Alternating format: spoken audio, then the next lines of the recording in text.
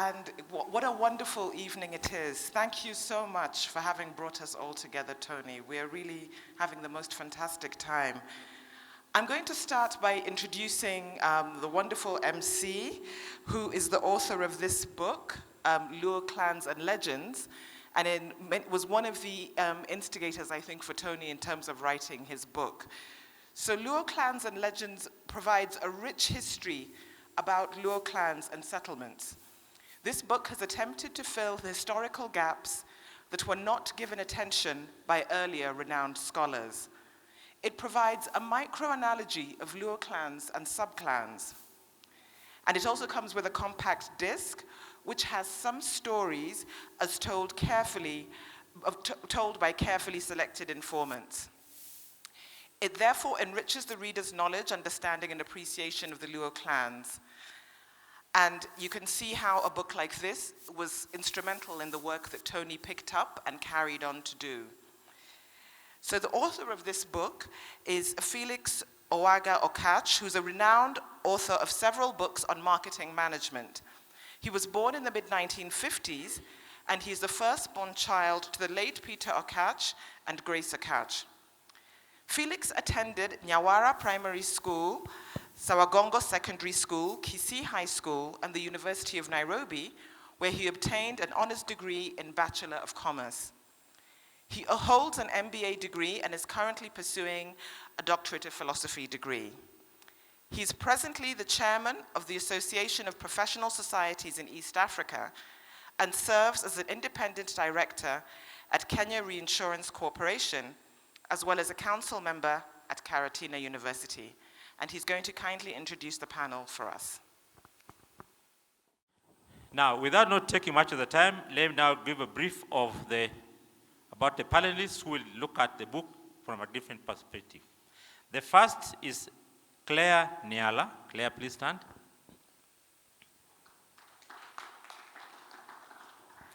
Claire is a doctoral research fellow at University of Oxford. Actually, she came from London today. Pick him a coffee. She's an anthropologist and historian. Something which me and Tony, we are not, but we just read the books, isn't it? We are not. Her specialization include working with ethnographic and archaeological museums on collection of Great War materials in the past. When you talk of ethnography, it means relationship of one group and another. You know, in research, there's something called ethnography, epistemology, axiology. That's what she's doing. So get ethnography right. She's a practitioner of public engagement with research. She won an award for her podcast on African soldiers in World War II. You know, the world of today, Prof, as you were talking about your son who was here, as you talked about your son, you see how the world now is technology has changed. You see now we're reading Tony's book. Going forward, you will not be reading the book. Tony will do a podcast. When you're in our homes, we'll hear about Kisumu stories, things like that, at our convenience in the houses. That's how the world is changing. And that's what Tony is bringing to us. Of course, that's what she does. Niala does. Now, one of her papers, Seed of Displacement and Resistance of Social Impact of World War I across Africa. You know, World War I, Africans were involved in that war, yet it was not our war. Even the Second World War we got involved in, it was not our war, but she's doing research on that at the Institute of Historical Research Studies at Olivet in UK. She's a member of the Royal Historical Society, Oral History Society, and Social History Society. Please give her a clap. What we must remember, I remember when we were in school, the old days, when we were reading about David Livingstone, the Speke, and those explorers who are coming here, they were members of Royal Geographical Society, Historical Society. Remember, they would go, come to Africa, go back and report and tell us what's happened. And that's where Claire is now. Please give a final clap. The next panelist is none other than Professor Humphrey Ojwang, of the Nairobi University. Professor Humphrey Ojwang is intermediate, former senior research fellow and thematic unit head of language at the University of Nairobi and Society of the Institute of African Studies at the University of Nairobi, Kenya. He holds a Bachelor of Education honors. He holds a Master's MSc honors from Aston, Birmingham, England. He holds a PhD from Nairobi University. Yeah, so there was a graduation 4 years ago. Remember? We saw you some years ago. Yeah, we saw you. You know, modern graduation, when it's coming, you see, not like our time when you don't see the person, but you only read the newspapers. So that is Professor Humphrey Ojwang. One thing about Professor Ojwang is that he's a former lecturer in language and communication studies at the Technical University of Kenya and Technical University of Mombasa, and is a member of Natural History Society, that's Nature of Kenya, and member of Museum Society. He's a member of British Institute of East Africa, Institute of French Research in Africa, member of the Kenya Institute of Management. By the way, I'm a member of Kenya Institute of Management. That's why I'm a chairman out there. So Kenya Institute of Management is a great thing. There were days when people like Mboya were the persons there. So he's a member there, and other academic professional organizations. Currently, he's at large in Kenya and North America, independent management analyst and consultant, researcher and teacher. He's a mentor and motivational speaker, author and trainer, among other assignments. Ongoing research about Professor Ojwang is research on language, folklore, and ecology. Folklore, the stories when Professor was telling us about the Kisumu clan, Chingurueya, Ogada, that's folklore stories. And by the way, just to get off the line, one of the greatest laws of all those days was this man Ogada mentioned there. I know from again the talk of Dera Kango, Dera Ulalo, but the greatest man was that Ogada. He appreciated education. When the white man called J.J. came, was his friend. He started Maseno School, and things moved on. And he moved on, and the British respected him quite a lot. So that was that man Ogada. And he created peaceful relationship between the Kisumu, people of Kisumu and Bunyori. So Bunyori and Kisumu were great friends because Bunyori people were rainmakers and Kisumu people were like peace. And Ogada was the great man there. So those are, of course, why I'm saying it with passion, because I also read, we and Tony, we went through these things, isn't it? So it's asked me and Tony to tell the world what we read. So what I'm saying is what Tony also shares with me. That's why you see, I'm talking about it with passion, not just reading and going. Now, I was still on Professor Ojwang, and of course, ongoing research, of course, I've said in folklore and ecology on the Luo-speaking peoples of Eastern and Central Africa, including Great Lakes region and the Nile River Basin, the education for social responsibility in Africa, and much more. He is married with children and grandchildren. Through Tinder means thank you, isn't it? Say through Tinder, thank you, Humphrey Ojwang. He's the founder, director of educational research responsibility of Africa in Nairobi, Kenya. Please, let's clap for him.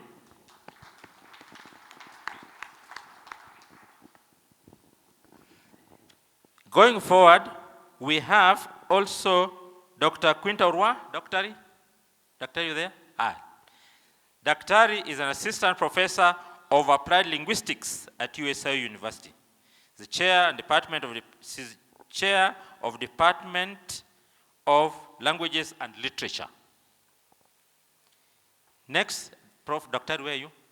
Here you are, fine. That's Daktari Khamati Shilabukha. He holds a BA in anthropology. He holds a PhD in anthropology, both at the University of Nairobi, research and training expert on cultural issues in Kenya and Africa. So those are the panelists. Please clap for the panelists. From my perspective as a historian, history is actually going through a little bit of a crisis at the moment, particularly when we think about younger generations. a lot of younger generations, history doesn't necessarily seem as relevant as it might have been to, I would say, some of the older generations. There's a real question about what is in it for me when I'm thinking about history. And the reason I mention this is that Tony's book, I think, is a really powerful response to that question, what is in it for me? Because he has used, to my mind, a brilliant methodology by bringing in family history, looking at genealogy, and looking at the history of a people and combining the two together.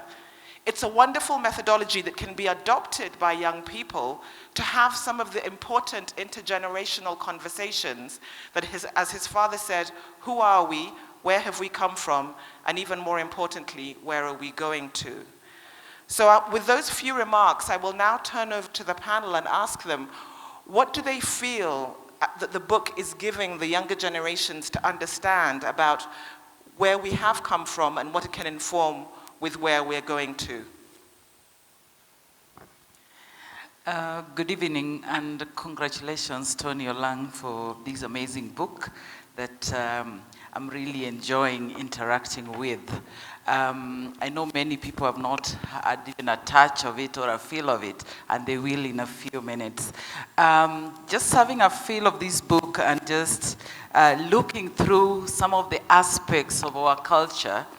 So there are very many aspects of Luo culture, and a Luo from Sakwa Bondo I am, and living in South Nyanza currently. And these are some of the things that Tony picks from the Luo migration up to where we are.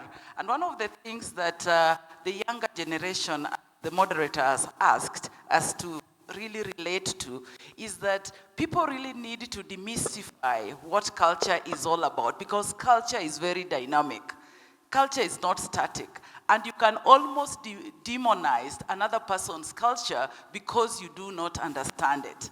And because we live in an ethnic society, multi-ethnicity in Kenya, for example, I think we speak over 42 languages that are recorded in ethnography, but then there are so many others that are not known. But what I'm trying to drive at, culture is very rich.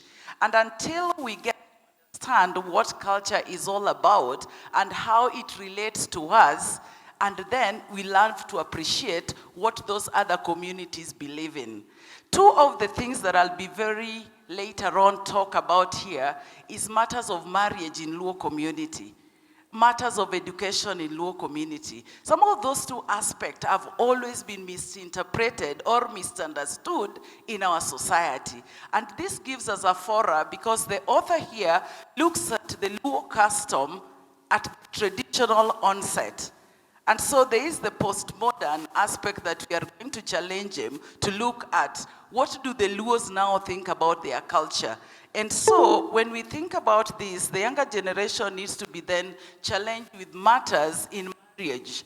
Because the society we live in now embraces polygamy.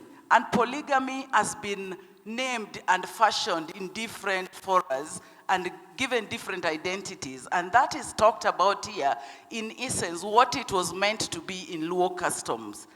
And so he also talks about education, you know. He talks about education in a very in-depth way, that a Luo child had to be taught from a stage one, that cradle, to the next cradle. And that means that there were ways in which education took place in Luo community.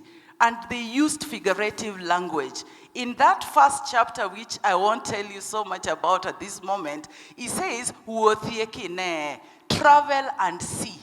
And just before I end in that part, before I'll come back to talk about it, you remember Tom Boyer?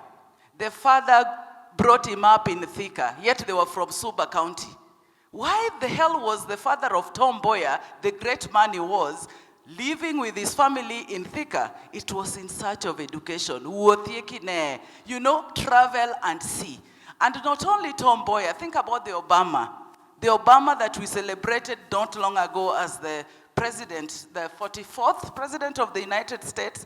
If the father had not left Seattle to go to the US, would we have had the 44th president? That is the much value that Luos had in education. to a large extent that, you know, aunties, uncles, and everybody else in the community contributed to education of a son and a daughter recently, but sons were really, you know, given opportunities to go to school then, in those traditional aspects that Tony talks about.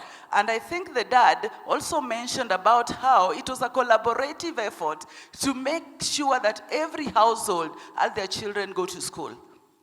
And therefore, we were communal children.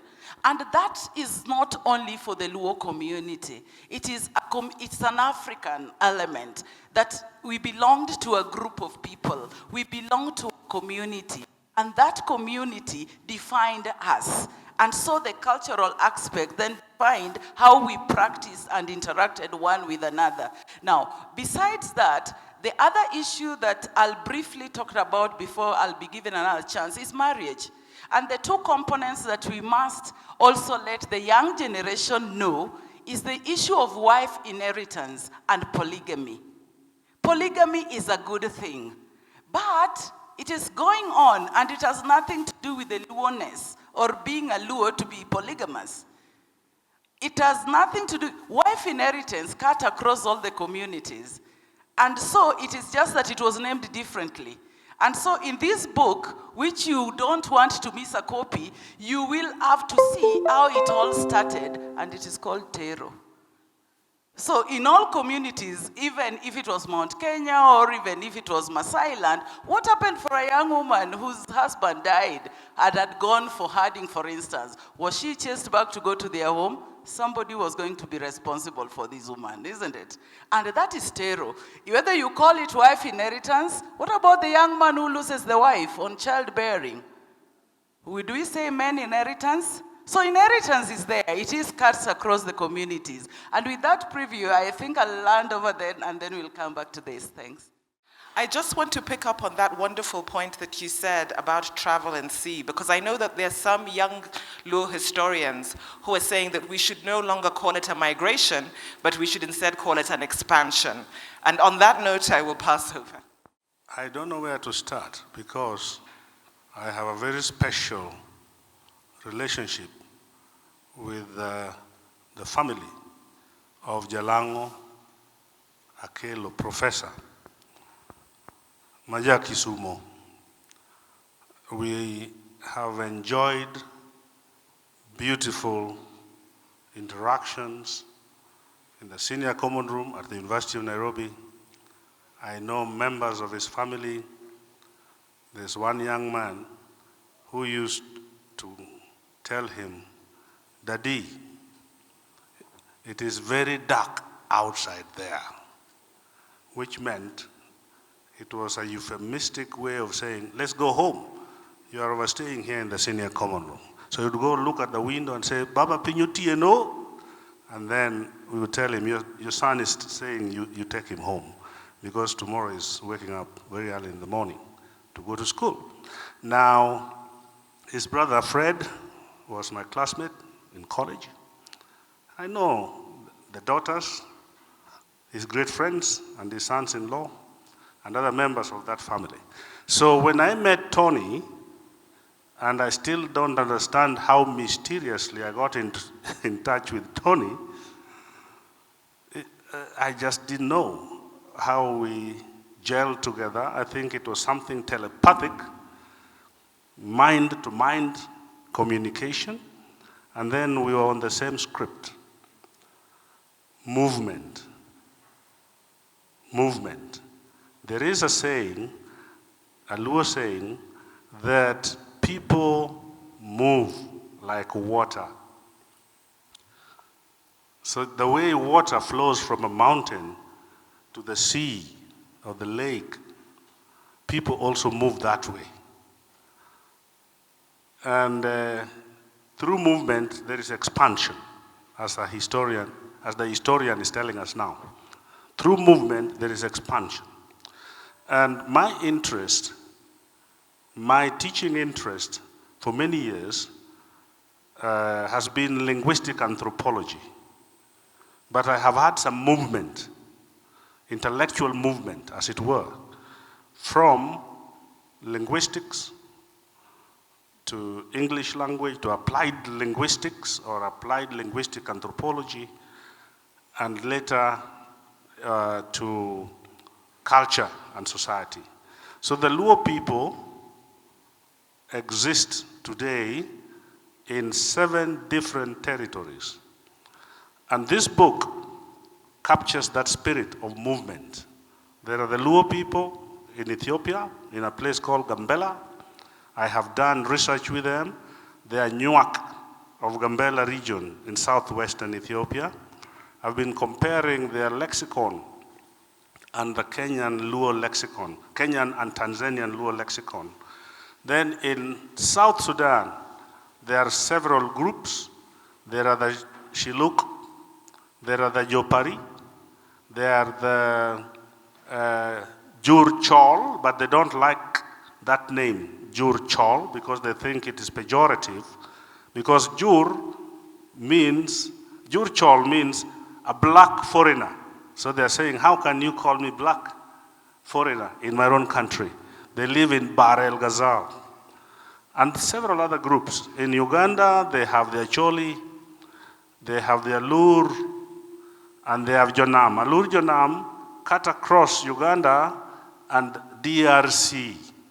So today is an important day in the sense that we are admitting DRC into the East African community.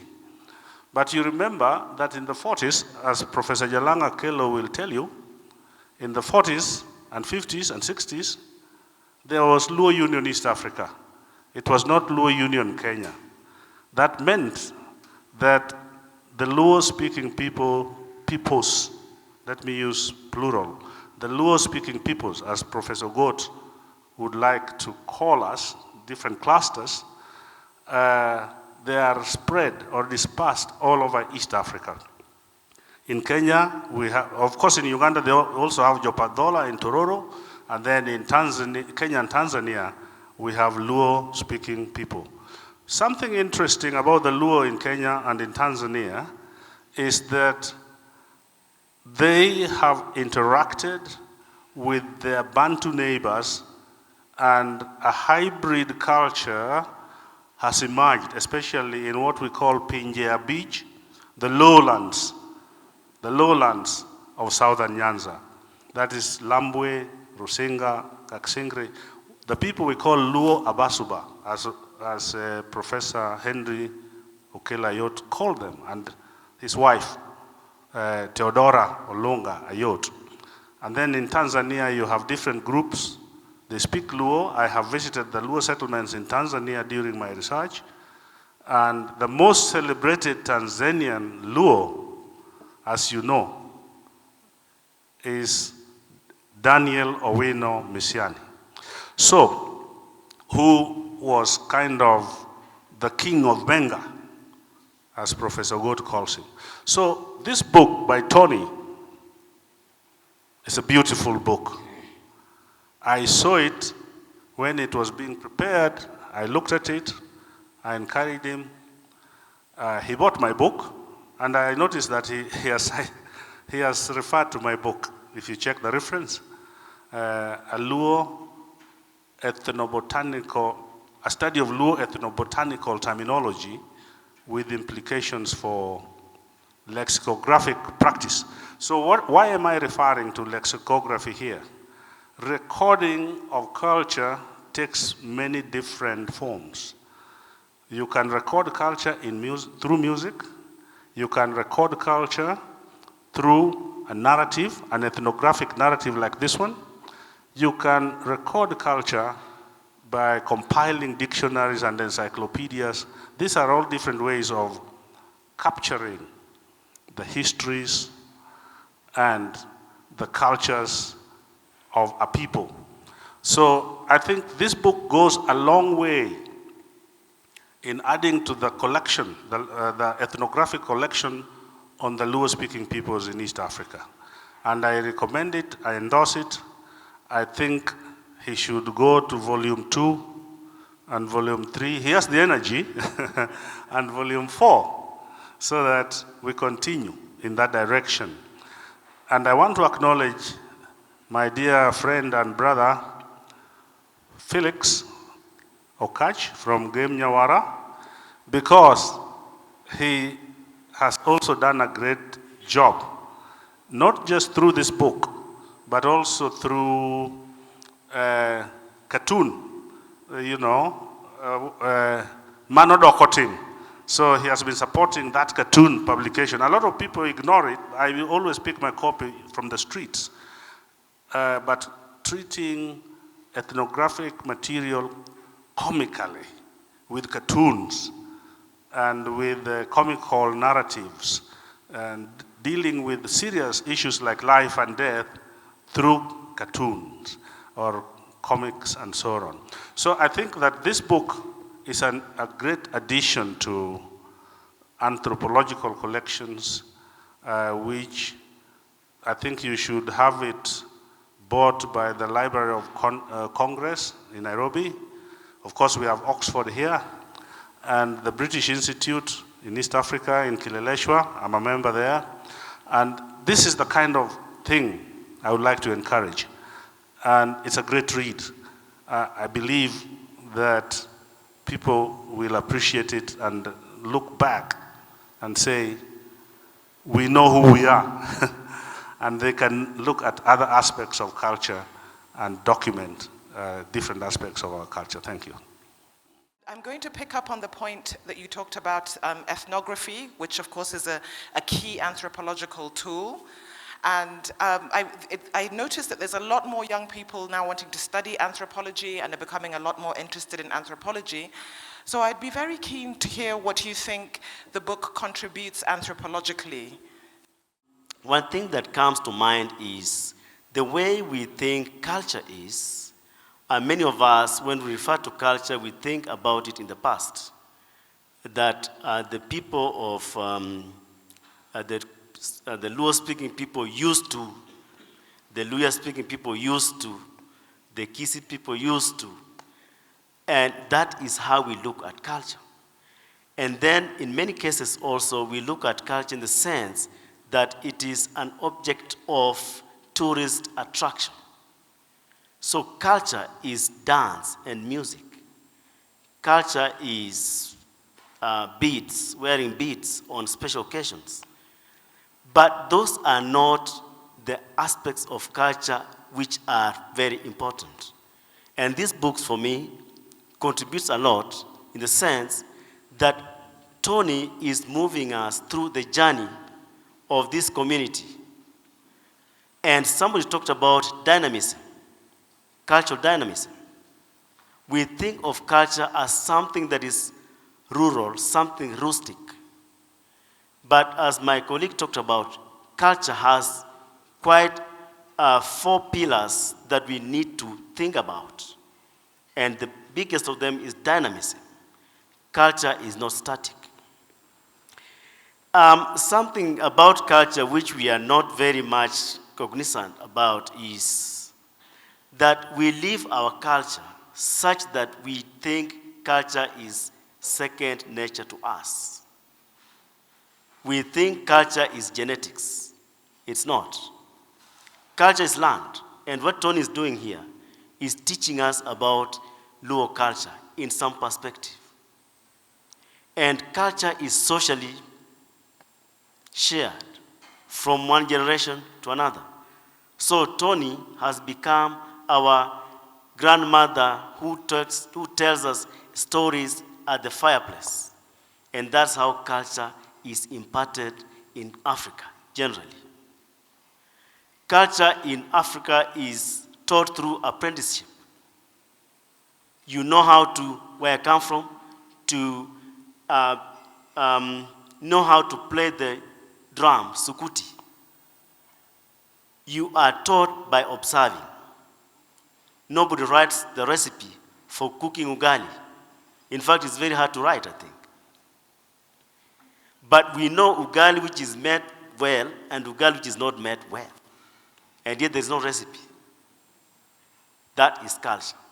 We live it until we think it is part and parcel of our genetic makeup. We only realize that culture is not natural when we encounter another culture. Then we start and ask ourselves, wait a minute. We don't do this at home. Are these people really like us? The thing is, we are in that process actually questioning our own culture. In the process, we are also consuming our own culture by questioning how come we are different from these other people. So this book, for me, it's about those pillars of culture, dynamism, and the way culture is part and parcel of us, in the sense that we eat food, we think that food is universal. We dress in a certain way, we think that dressing is universal. We marry 2 wives, we think that is universal. We name our children in this way, we think that is universal, until we encounter another culture. So this is actually an ethnographic account that is very instrumental for me going into the future, that will inform our upcoming young people to really reflect on what it is that we are identified with. I was amused and happy at the same time when Tony told me, you know, the theme is African outfit. And I'm asking myself, what is African about this? But you see, culture is symbolic. It's not natural. So we have decided to name this African outfit. It symbolizes our Africanness. It symbolizes our identity as a people, the way we dress. So this book, again, is giving us information and teaching us how the world is categorized. And the world is categorized through cultural lens. Think of it, how many names do the Luo people have for insects? How many? And a proper Luo-speaking person will look at an insect and tell you this is it. And maybe there are 70 of them, and they know them. How many names do we have for insects in English? If you just talk about ants, the English have to qualify safari ant. They have to qualify which other ant. But the Luo will just say this one. Why is it that way? Because our culture, our language as a people has what we say recorded that physical feature and given it a name, a label. So Tony, your quest is also again to inform us that storytelling is not just oral, which has been the mode of operation for Africans through the ages. And I would say that maybe is why we have lost much of our information. And that's why maybe we have lost much of our knowledge. So this story in this book is about telling us in written form, we have transformed the oral word. And Professor Ojwang will tell you language transfer, isn't it? From oral to written. So that we have a store of this information, which is not disadvantaged or limited, but the vagaries of memory loss. So Tony, that's my take from this book. As we go on, I recommend highly that people buy it and read it. Thank you. Thank you very much.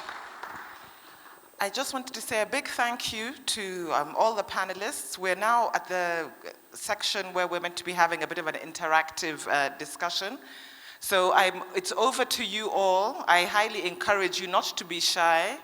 And please raise your hand. We can get the microphone to you if you have any questions for our panelists with regards to the book, or even for Tony himself. Yes, we have a question here. Mine was to really give comments rather than ask questions. I got invited to this function. I want to pass my heartiest Tony. This is the first book launch I have attended, and I think I'm very excited. One of the reasons why I had to come, Tony and my third born, my second born son, are very good friends. And whenever we are at home talking as a family, Walter keeps referring to Tony. And so when this occasion came about, I felt that I should identify myself fully with it. Now, I am a very poor reader. I do not read widely, except when I have been told what to go and see in a book. And so even this book, I've had it for about 3 weeks, and I'm not halfway through. However, I have discovered that the book is very helpful to the young generation, people who would like to hear more about generations and generations. I have 4 grandchildren who do not speak Luo, but they know that they are associated with Luos. I've had a problem letting them know, answering their questions. And the bit that I've read in this book, and I think it applies to very many people, it has given a very deep culture narration of what the Luo people are. Personally, I'm old enough to have heard everything about the Luos, but I'm realizing while I read this book that there's quite a bit that I did not know. And so this is a book that I can recommend to anybody who wants to know about the Luo cultures and get to understand them. All the questions that anybody would like to ask, the answer is in this book. If you want to know where the Luos came from, how they moved over the centuries to this place, and why they chose to live by the lake, all that is in this book. And so mine is to give a comment. I want to congratulate Tony. I've known him as he grew up, and I can now see a bit of what I saw early in 1997 materializing into the kind of work that he's doing. And I think, having done this, he probably will do more. I want to leave my comment at that stage. Thank you. Thank you very much. So as the food is beginning to appear, we'll just take any more questions, just a couple more questions. Yes, Professor. I want to ask the panelists their opinion on the issue that Ujaluo is Garam in Kiswahili. And that ties up with some narratives. And when the Jaluo throws a stone, he says that he's just taken some object vertically. When the Jaluo lives in a vertical house, he says he lives in an aluminium house. And that relates to Nyali. Is there any other nations or nation, like the Luo nation, where you have people who have what we generally call Nyali? And that culminates into what people wondered about. When one of us went to marry in Yale, the lineup of the vehicles, tools, and the types of vehicles they saw, that they chopper going for a wedding, as well as seen it. When the Jaluo goes to carnival, and is their Luo cultural day, sometimes some of these things, in my opinion, are derogatory. That events should not pass Nyayo Stadium. A Mercedes is the minimum. The V8 is the one to arrive. But when a Jaluo arrives, it is seen that it's arrived. Now, what is the opinion of this panel about some of these things that are the Jews identified within the general horizon, say starting with Kenya. I hope I'm clear. So if you can probably take this up. Thank you. I want to quote Professor ABC Ochola Ayai, now deceased, and who worked at the University of Nairobi for many years. I think he was the director of PSRI, Population Studies and Research Institute. And in his book on the Luo ideology, he talks about virtue boasting. Virtue boasting. That it is virtuous to boast about your personal achievements. There's nothing wrong with that.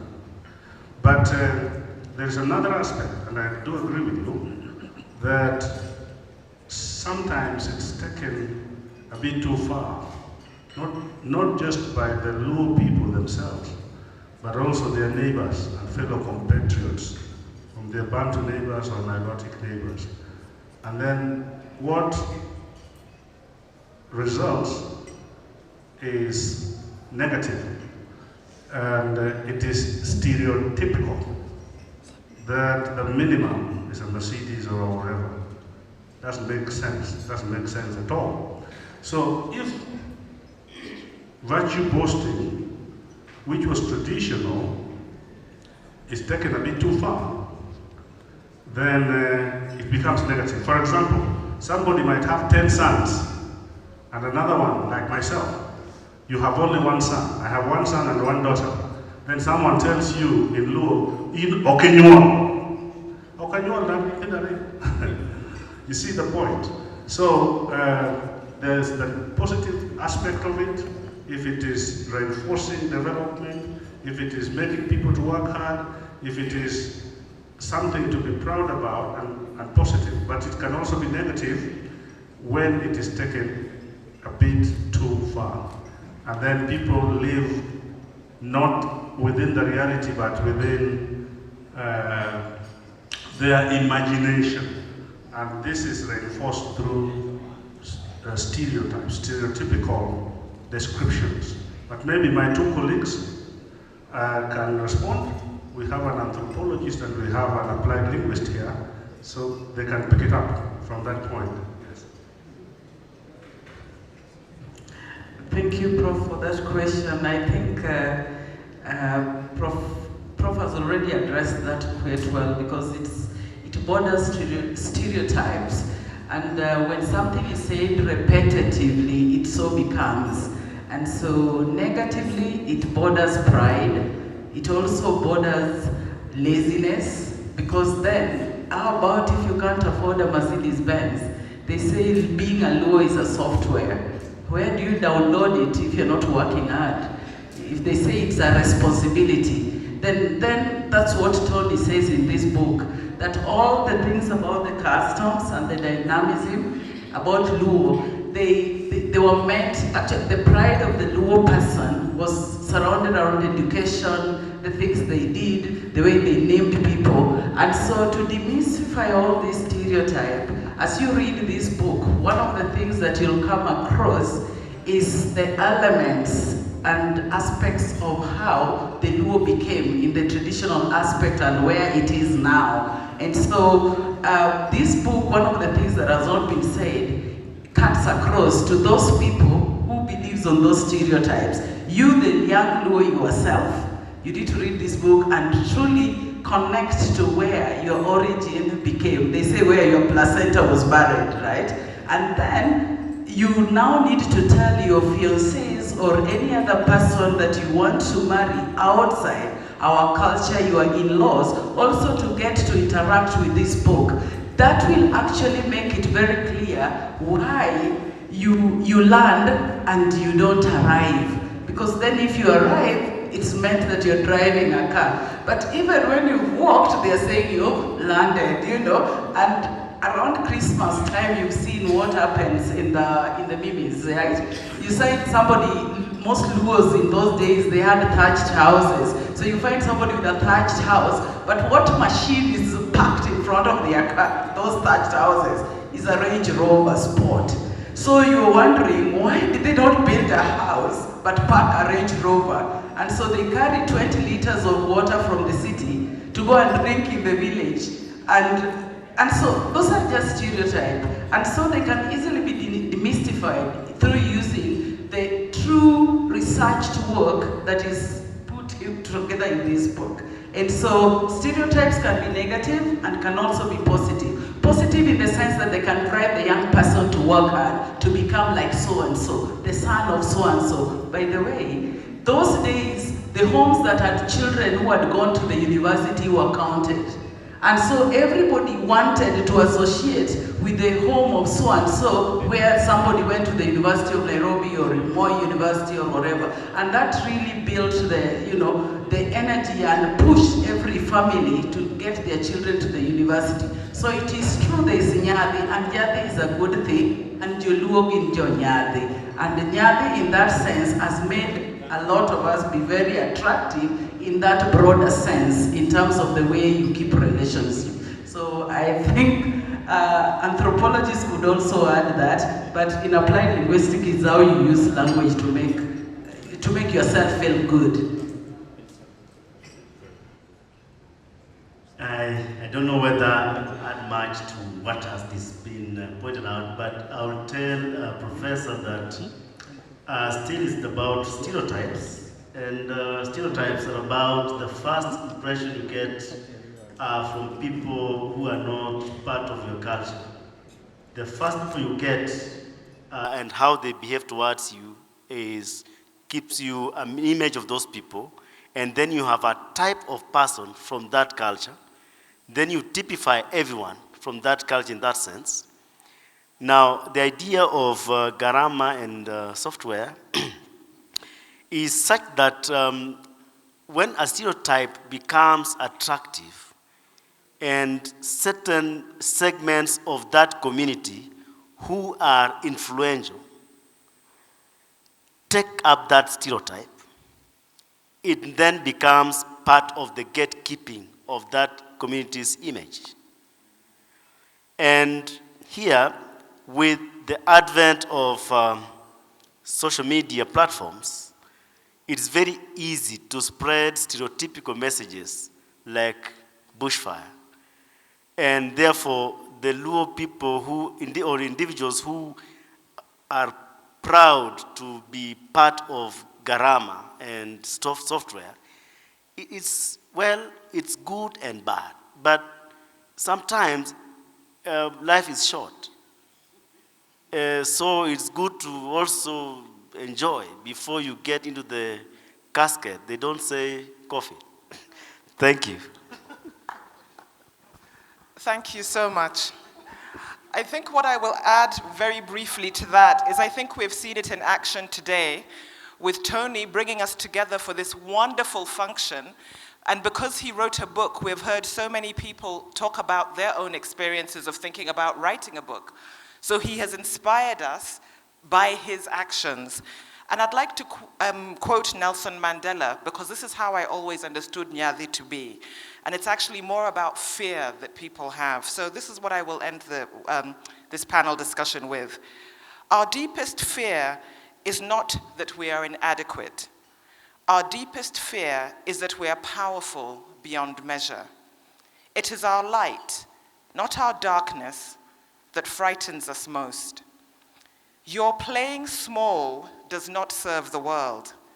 There's nothing enlightened about shrinking so that other people won't feel insecure around you.